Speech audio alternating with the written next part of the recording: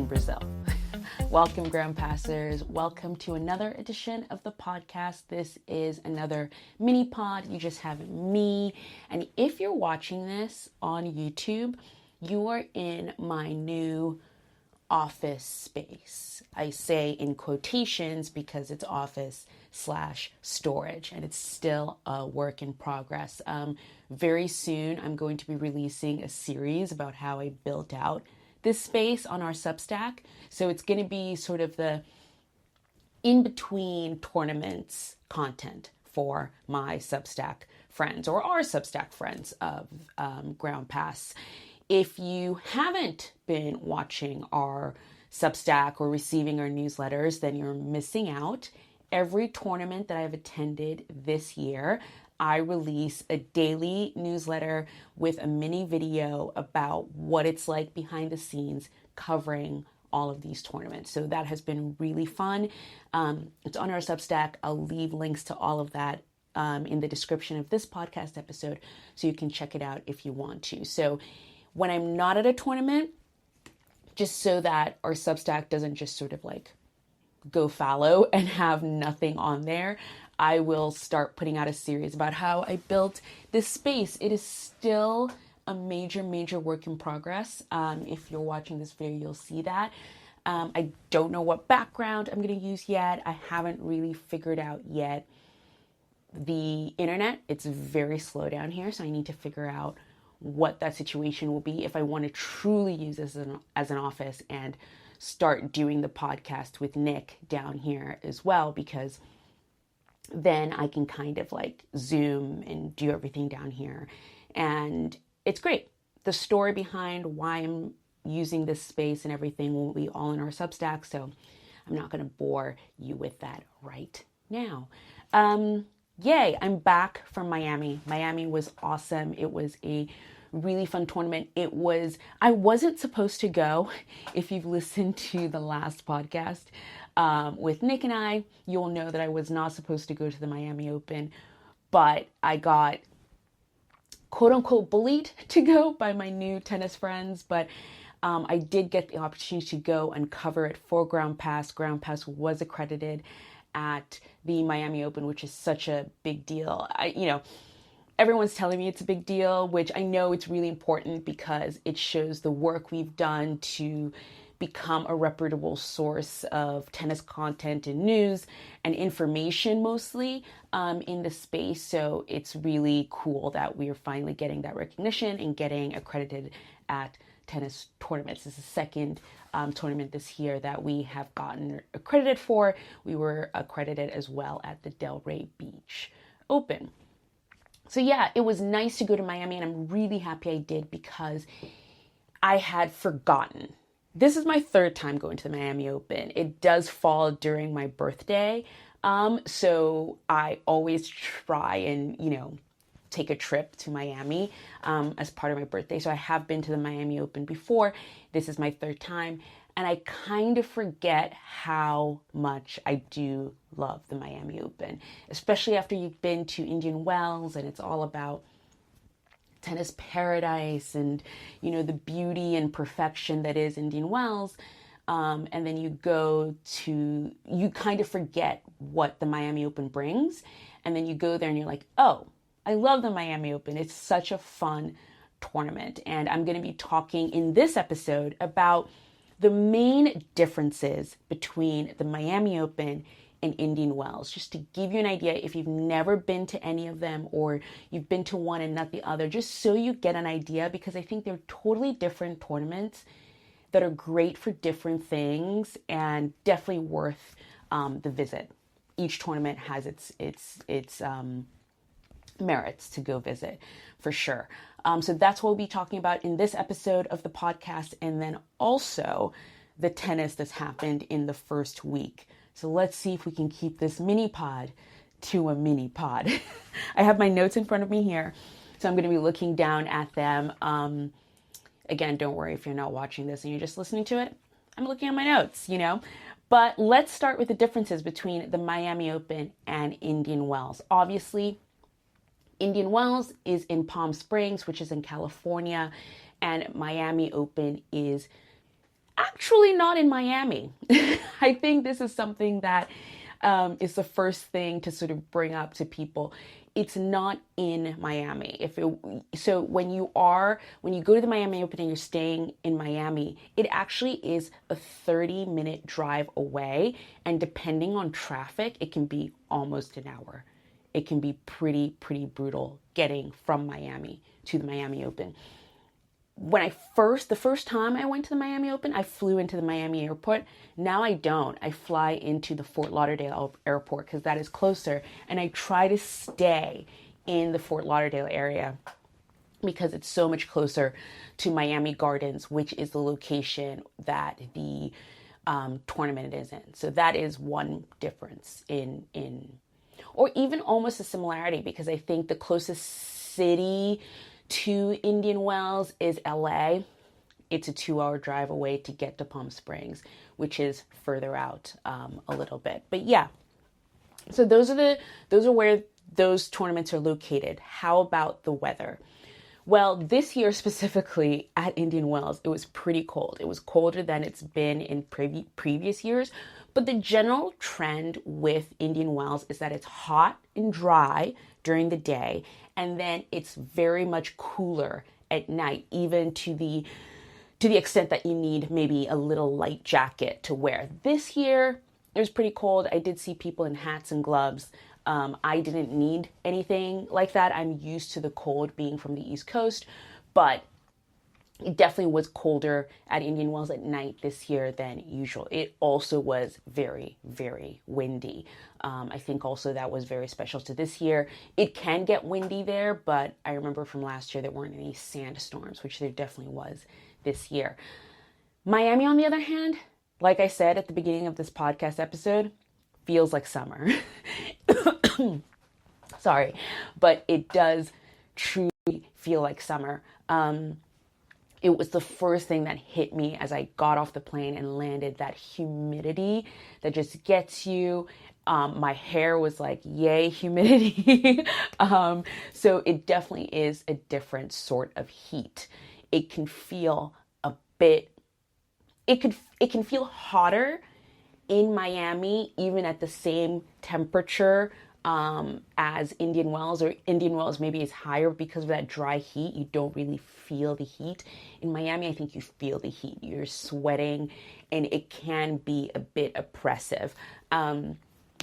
Being at the Miami Open, I definitely had to take more breaks out of the sun to go find some shade or anything like that. So that's definitely something to consider if you're not used to it. Now, I'm usually used to the heat because we have also on the East Coast where I am, we also have, it's more humid, but I had literally been in cold at night Indian Wells with dry heat. Then I came back home to sort of 40-degree Fahrenheit weather where it's really cold and rainy. And then I was just sort of hit with the Miami humidity in Florida. So that was definitely, it took me a couple of days to adjust. And then, of course, it was time for me to go. I did not spend that long at the Miami Open. I was only there for qualifying and then the first round of the women's tournament. So weather is definitely different. So something to note.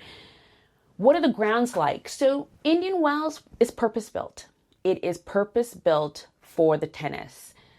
I think that's partly why it's called Tennis Paradise. They have permanent structures, permanent practice courts, permanent, areas around the grounds for the tennis. That's what it is there for. I think the Olympics, the next Olympics is actually going to be in LA, and there's been a lot of talk of, will it go to Indian Wells because it's this already purpose-built venue. I don't think that will happen because it is the Summer Olympics and it's going to be hundreds. It's going to be like 110 degrees in the desert, and I don't think anyone wants to play tennis in those conditions. But yes, Indian Wells is a purpose-built site and it's gorgeous. It's so beautiful. Miami Open is not. The current venue for the Miami Open is at Miami Gardens. The Miami Gardens is a American football stadium where the Miami Dolphins call home. It is a multi-purpose venue because there are concerts there. The Miami F1 Grand Prix is also hosted at the Miami Gardens. So every year they build from scratch this tennis tournament where the main stadium is actually inside of the football stadium. So it's a stadium in a stadium. Football fields are massive. So you can actually put a tennis court, stadium, and everything inside of one. So that's where the main stadium is. And then around the stadium, they build temporary courts. They actually don't look that temporary. I think and we might as well just jump right into this. I think a lot of people are longing for the old location of the Miami Open, which was in Key Biscayne. It was a beautiful, gorgeous tennis facility by the ocean. I mean, I have seen sort of drone style footage of the location, and I'm like, wow, that must have been absolutely gorgeous. I think it's called Crandon Park, but that location doesn't exist anymore. It became too small to host what these 2-week master events have become. So the field of players that are at these masters events now is much larger. So the space became too small. And then in order to develop and make Crandon Park bigger so that the tennis could stay there, they had to get permission from the residents. Very similar to what's going on in Wimbledon right now. And the residents did not want an expansion. They didn't. So the tournament had to move and find a new home, and this is where they are now. Something to note as well, it was not easy to get to Key Biscayne. It's by the water. It took a while. It's not near Miami or Fort Lauderdale anywhere. So getting there wasn't exactly the easiest. You needed a car or Uber or whatever it was, but it would definitely be more of a journey to get there. Whereas Miami Gardens is not so much. You can drive there, Uber, train, bus. Because it's already a sporting facility, they already have the infrastructure to transport people there back and forth from Miami or Fort Lauderdale, whatever it is. So yes, it is a temporary site, as in it doesn't stay there all year round. It's not like you can go there and hit later on like you can do at the US Open location. If you didn't know that, by the way, you can hit at Flushing Meadows throughout the year, before the US Open starts. But it doesn't seem or look as temporary as it might sound.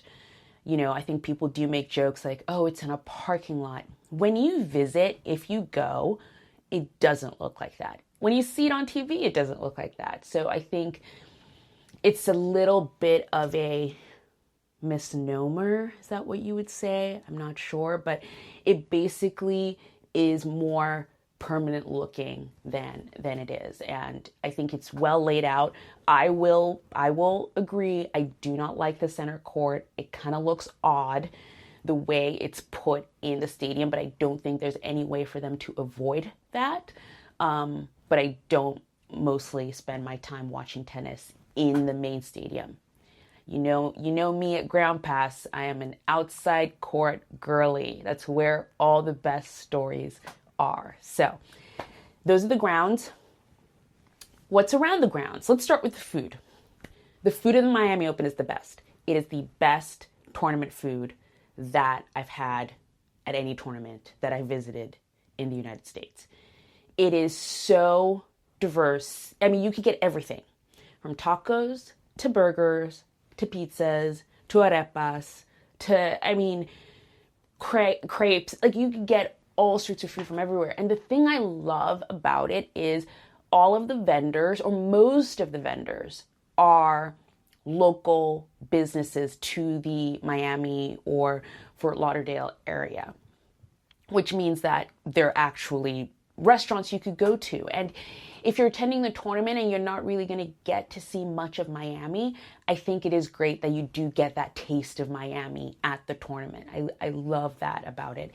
It also has the best coffee on site that I've had. I think the US Open might be equal footing for it, but I really love Oceana Coffee, which is a cafe that's in the sort of Fort Lauderdale area, and then they have a booth at the Miami Open.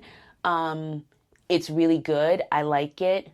The US Open has Lavazza, which of course is a great brand of coffee, so I feel like they're a bit on equal footing there. But I love the food. The food at the Miami Open is great. The food at Indian Wells is different. It's definitely more sort of tournament fare, especially around the grounds. If you do want a more elevated experience, as they say, at Indian Wells, yes, they have a Nobu.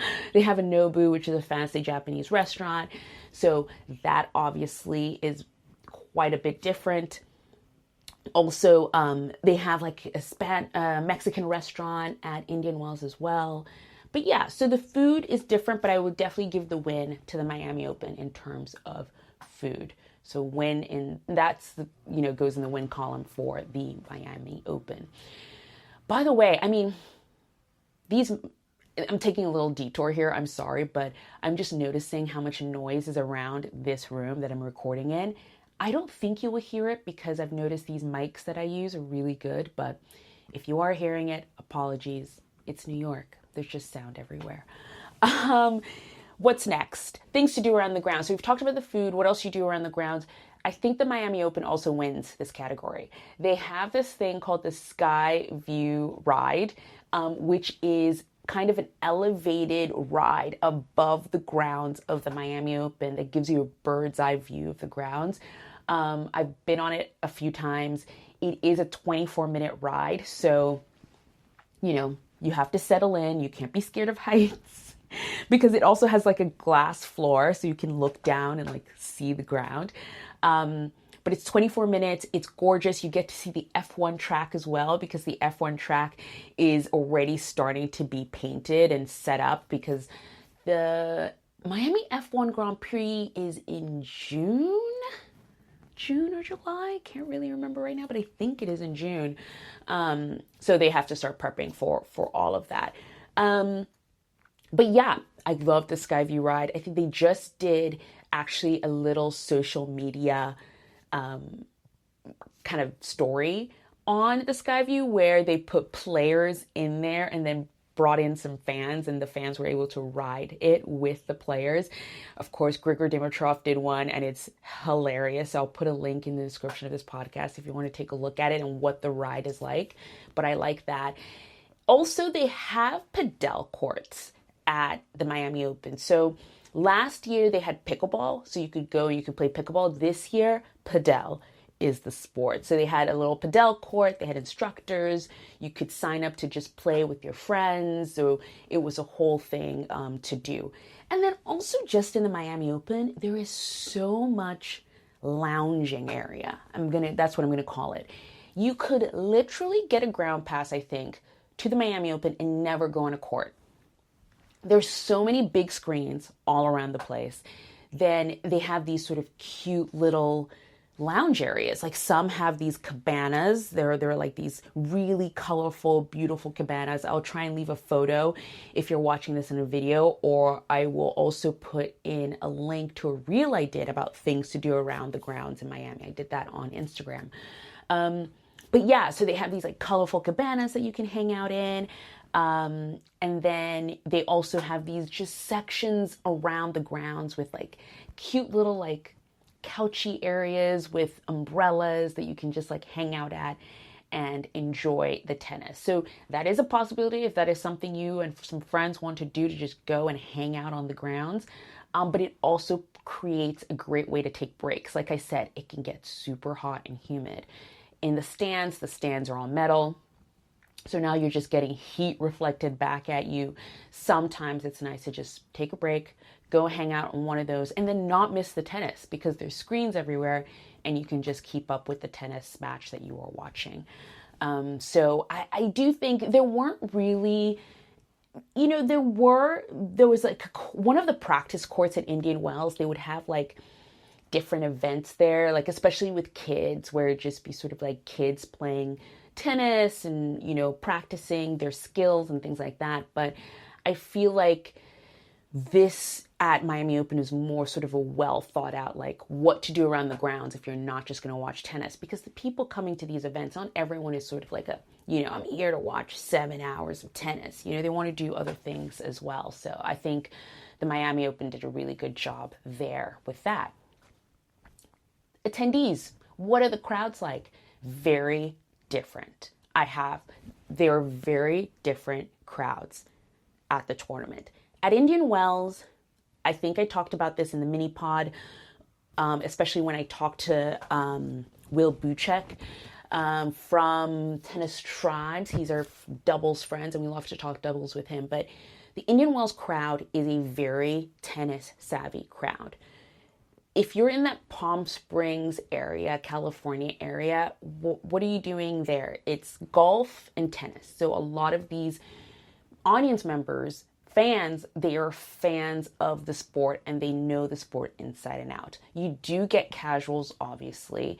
This is a massive tournament, but it's definitely a very savvy crowd. I made comments that even on the practice courts, like people almost kind of respected the whole like quiet in between points and not getting up and moving per se in between points, which I found so odd, because I thought, we're in a practice court. You can move and do whatever you want. But they just knew that about tennis in a way. And at the Miami Open, it's completely different. I think it is a very casual crowd. They love tennis, obviously, but I think you get more casuals at the Miami Open. It was spring break this week and weekend at the Miami Open, so you're getting a lot of kids who are just there on spring break, looking for a good time in Miami, who are just coming to hang out and have a good time, which I love because it just brings a vibrancy and youth and happiness to this tournament that I love. And then also you get a very international crowd compared to Indian Wells in Miami.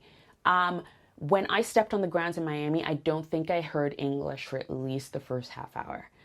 All you hear in the grounds are Spanish. It was actually quite interesting, because I thought, oh my God, are we in, where are we in South America? Because that's what it feels like a little bit with the crowd. And I think people have said this a lot about the matches where either Brazilians are playing or Argentinians or anyone from South America is playing. It is just so electric. And you get that because the crowd are from those countries. It feels like mini Davis Cup.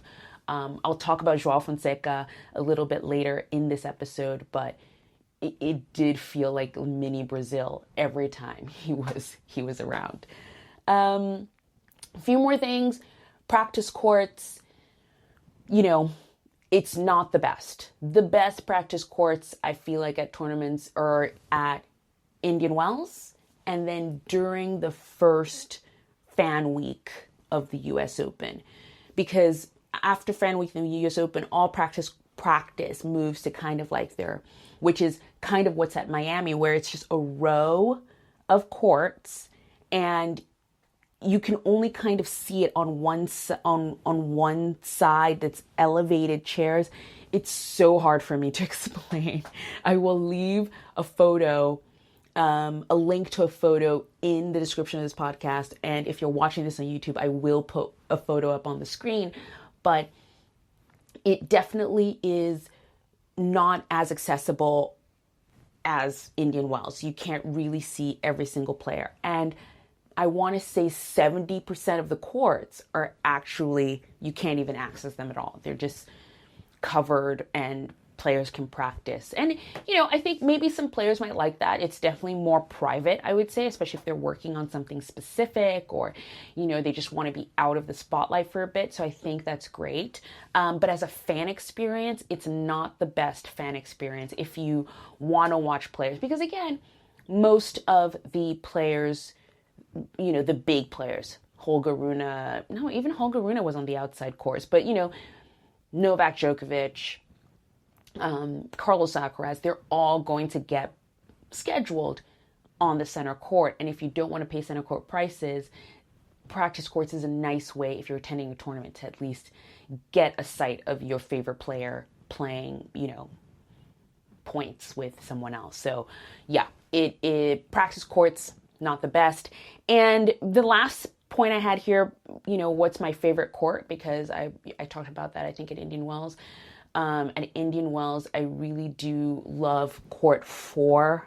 Court 3 and 4 are definitely where it's at Indian Wells. And at Miami Open's a little different. It's wherever the Latin American crowd is. Wherever they are, whatever matches they're at, that's my favorite court. Because I think that's what the Miami Open's about. Yes, sure. Do you want to see specific players? I get that totally. But I tend to just follow the Latin American crowd because it is a vibe. It is an experience. And if you haven't experienced Davis Cup before or anything like that, I think it's great to just have that sort of tennis experience. It's almost like being at a soccer match. And I find that very fun because you don't get that a lot at tennis matches. That's what I love the Miami Open for. So that's those are the big differences, I think, between both tournaments. You can like either or. I think either tournament in the Sunshine Double gives some sort of value to fans, and I really appreciate it. I love the differences. I feel like if every tournament was a carbon copy of each other, it wouldn't be as fun. Let's talk quickly about the tennis. What has been drawing my eye at this tournament? What are the stories coming out of the Miami Open? We have to start with Alex Eala. Alex Eala is having quite the run at the Miami Open. She is a young player from the Philippines. She is an alumni of the Rafa Nadal Academy and also a US Open Junior champion. 2022 was the year she won, and she's just been trying ever since to break through into the main tour, the main WTA tour, and it just hasn't happened. She hasn't gone past, up until this tournament, she hadn't gone past the second round at a Masters 1000 event, and she also had not made it ever to the main draw of a Grand Slam. And this week, she's just having quite the week. She has beaten two former Grand Slam one former in Yelena Ostapenko and one current in Madison Keys.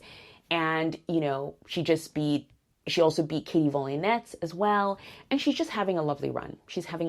And I think also what kind of, took this sort of run to the next level is at first she was rumored to be dating Coleman Wong, Coleman Wong is a player from Hong Kong, got the biggest win of any player ever from Hong Kong by beating Ben Shelton in the second round. And, he's also having his moment at the tournament. And then it was rumored they were dating. Some photos came out of them together. Turns out they're just friends, but still, just the lovely story of friendship, romance, tennis.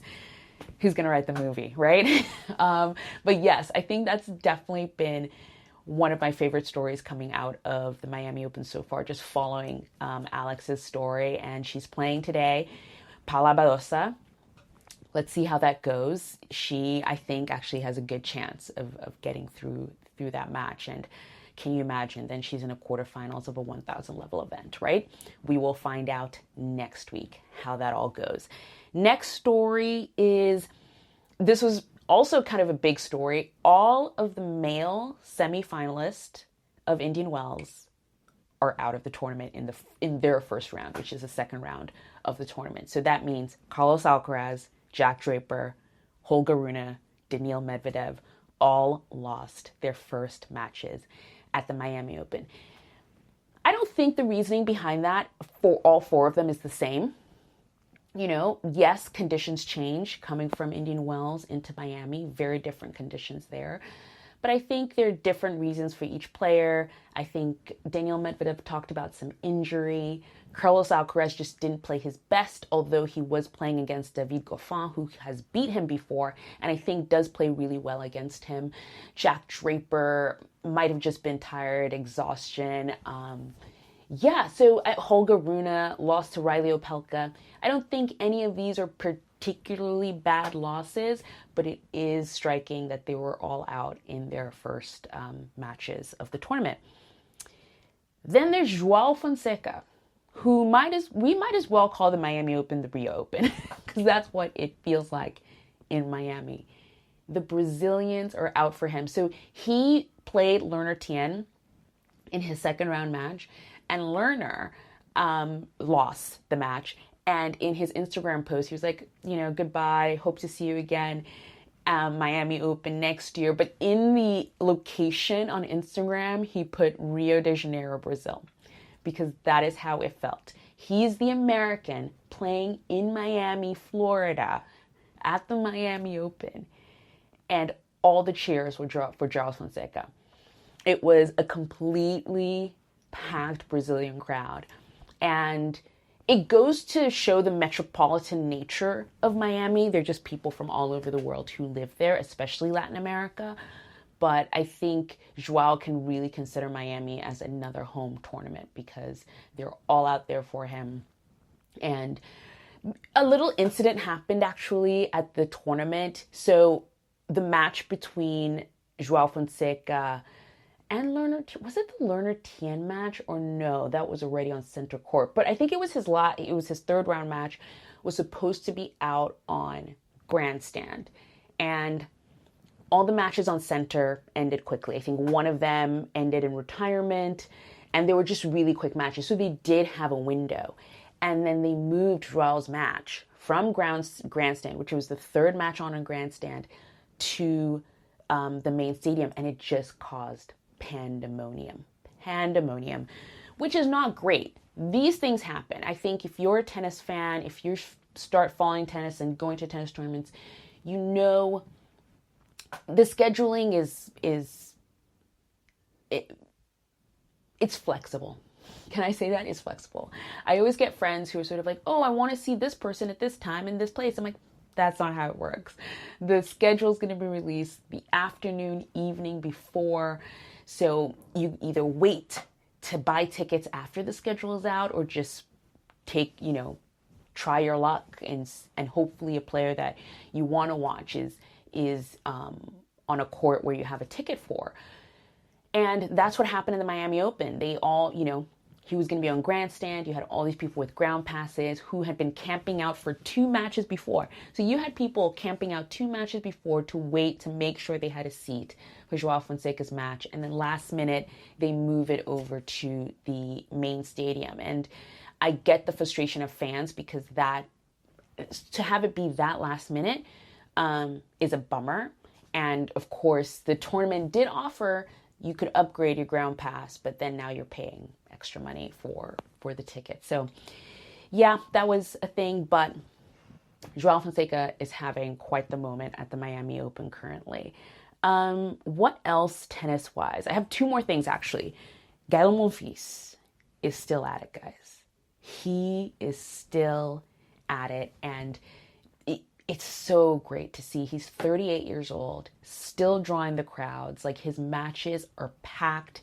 They're fun. Everyone's having a great time. And he's winning. He's winning these matches, which at 38, after suffering a lot of injury last couple of years and now coming back playing so well, like he's still 20. It is so great to see that he's still around.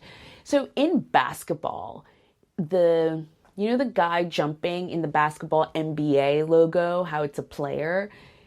If ever the ATP was to get someone, a player, to represent them on a logo, it has to be Gael Monfils. Those jumping forehands, Gael Monfils would be that image for the ATP. Really fun watching him. It's been great.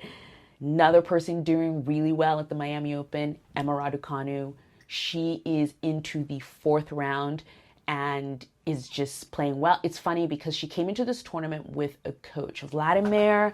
I think his name is Vladimir. I'm looking at my notes here. I don't have it, but I will leave his name in the description and maybe on the screen somewhere here. But She had a coach coming into the tournament. He was on trial for 2 weeks, and he did not even make it to the first match. I guess they weren't gelling, which is interesting because I was at the Miami Open and I saw that she was practicing, and I went to the practice court and she was working with him. Like, they were working on serves and returns and things like that. And I took some great footage. And then the next day it was like, oh, actually she's not working with him.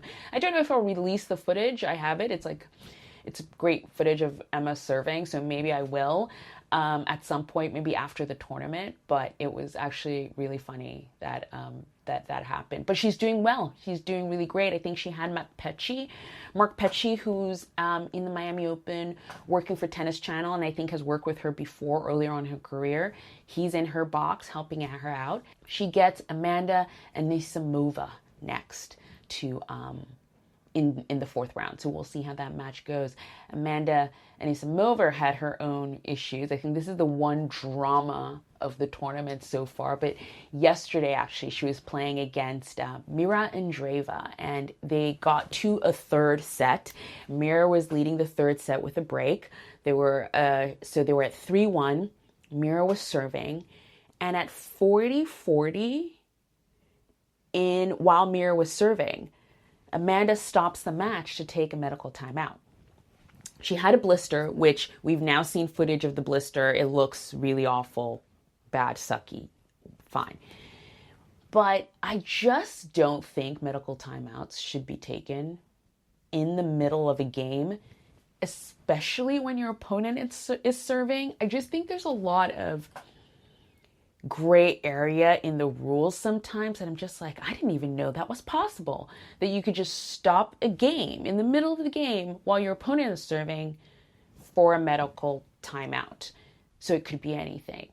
Yeah, that was definitely something that I didn't know was possible, and I thought was really odd. You know, I think personally, if she couldn't really, because what she was basically saying is she couldn't hold her racket. And I was like, well, then you just either have to forfeit that game and then take the medical timeout, or at least wait till the end of the game to take your medical timeout and fix it and then fight back to win, you know, whatever it was. But either way, she did break back. She won the match in the end, and she gets to play Emma Raducanu today. So we will see how that goes. That's been the first week of the Miami Open. It's been a great tournament. It's been super fun to watch. I'm really, again, happy that I got to go. We will be back next week. Nick and I will be back next week, where we'll be talking about the second week, whoever wins, our, last thoughts on the tournament. Here's what I'll say too. We had a Q&A. On Instagram about the Miami Open. So I am extending this to our podcast listeners. If you have any questions, comments about the Miami Open, shoot us an email, shoot us a DM, send us a carrier pigeon message. Let us know what your questions are, and we will answer them in the next episode of Ground Pass next week. So send those in. The spring swing is almost over, but we have a couple more tournaments left in the States. Houston is coming up, and also Charleston, which will be a lot of fun. I'm really excited for those last two tournaments before they are actually also the beginning of the clay season, technically, because then the rest of the tour heads over to Europe and the clay season starts in earnest. Thank you for listening to this episode of Ground Pass. Please leave us a comment, give us a 5-star rating. It really does help in spreading the word of the tournament. Thank you already to everyone who has and who leaves us a message in that rating. It's really lovely to read. You can also leave us questions there if you want as well. I know some podcasts do that too, where you can leave a rating and leave a question there as well. So if you want to do that, feel free. But thank you so much, and we will see you, Nick and I, next week. Bye, guys.